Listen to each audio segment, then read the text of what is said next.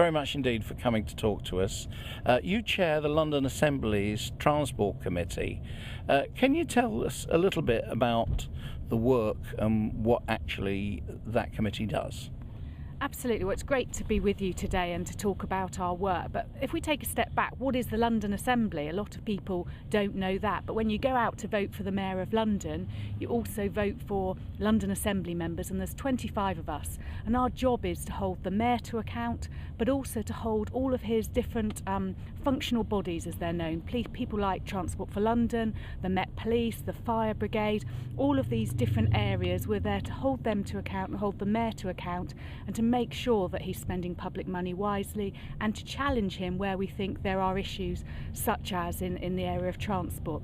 So on the Transport Committee, which I chair, we carry out a number of investigations. I've been rotating chair since 2008, and we've carried out a huge number of investigations looking at things like the tube and the upgrades of the tube, the bus network, from walking to cycling. We did a very visionary piece of work on cycling, which the Mayor has adopted a lot of it, and obviously our recent piece of work has been on taxi and private hire services.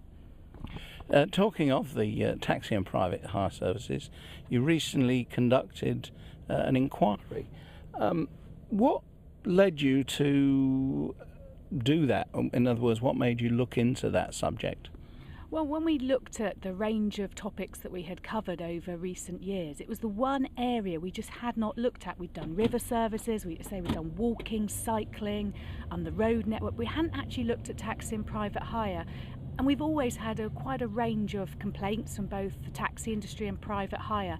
But with the arrival of people like Uber as well, it felt really that it was the topic we needed to look at.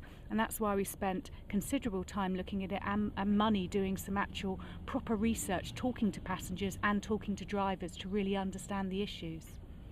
And were you surprised at the amount of evidence that you received in that inquiry?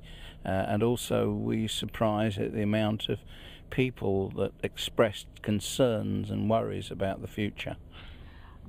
I knew we would get a huge response, but we were delighted, really, rather than surprised by the number of individual drivers, not just the representative bodies, the number of individual drivers who got in touch. And we did proactively go out to hear from drivers. So we had about 1,000 leaflets we were handing out, our team were handing out, we were giving out both at private hire offices and out to taxi drivers.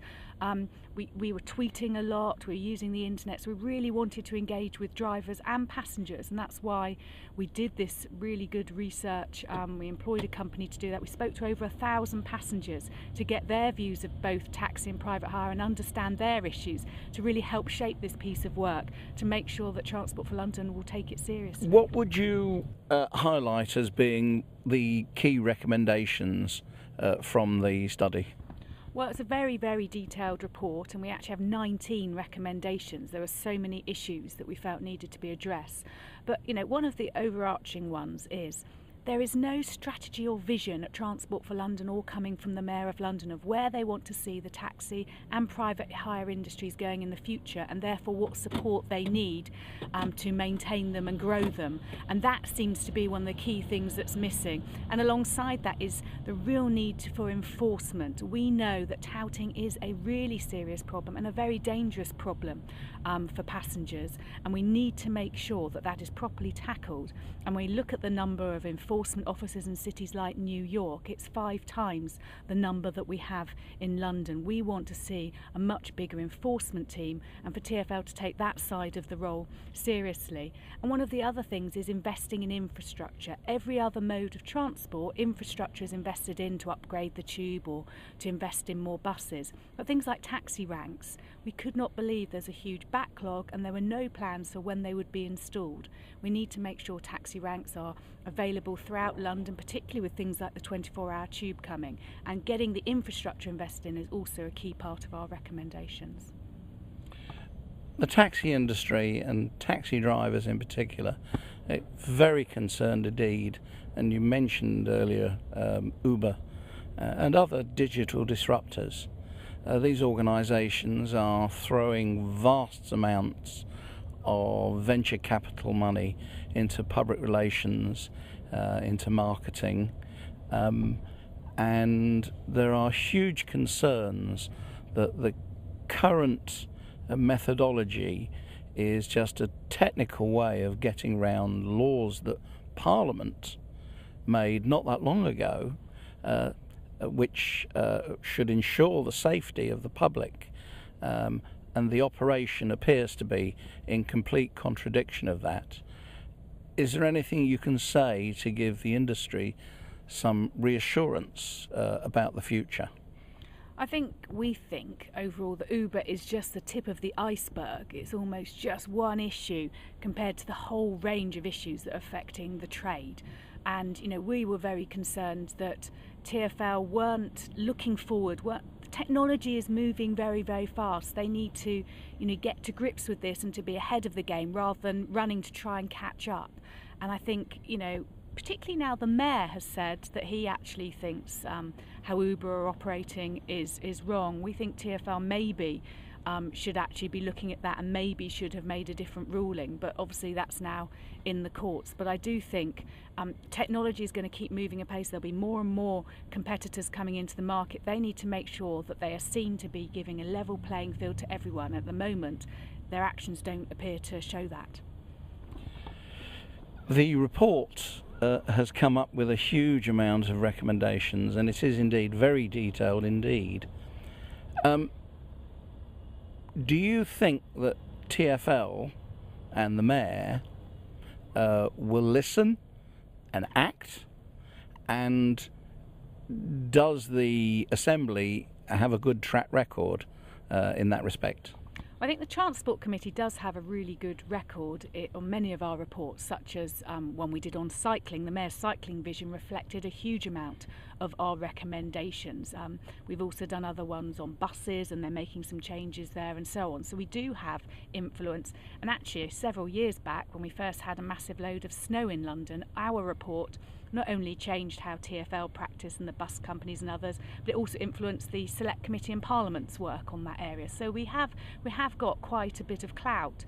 I think it's very interesting. I have had an email from Transport for London already saying that they support many of our recommendations. I don't know what many is out of 19, but that's promising. And I look forward at the end of February at our Transport Committee to have a really good dialogue with Peter Hendy to understand where he's coming from and to see how many recommendations we can persuade him to adopt. But also the Mayor of London has got to have some leadership here. It needs a bit of political will as well, and he needs to show that leadership in this area. Caroline, I've heard a rumour that you might be putting yourself forward to stand for the Mayor. Is there anything you can tell us that would encourage support of the taxi industry for you if you do stand? Well, first of all, it is an if, and it's something I may well be considering, but clearly my party members would have to decide if I was to be the candidate. But clearly the report, though it is cross-party, is absolutely where I see we need the industry to go, and we need to have a proper vision and strategy and work to support the industry. We heard, certainly the taxi industry, we heard the evidence we had internationally where we said, this is the gold standard, and we could squander that unless we invest in it and support it. But one of the controversial things coming up, which we didn't touch in our report because the Environment Committee is going to look at it, is the issue of clean air in London and having to get rid of diesel vehicles in the centre of London particularly to clean up air. And I absolutely support this, but what we need to do is it cannot be the industry who's having to pay out huge amounts of money for this reform that's needed. And the Mayor has talked for a long time about a clean taxi fund, and that's never materialised. And that's something I think would need to be looked at as we move forward to look at cleaner electric vehicles in central London, because it's your business and your livelihoods, but you shouldn't be subsidising this change. And finally, on a personal note, be interested to know, do you use taxis much? And if so, have you got a favourite taxi story?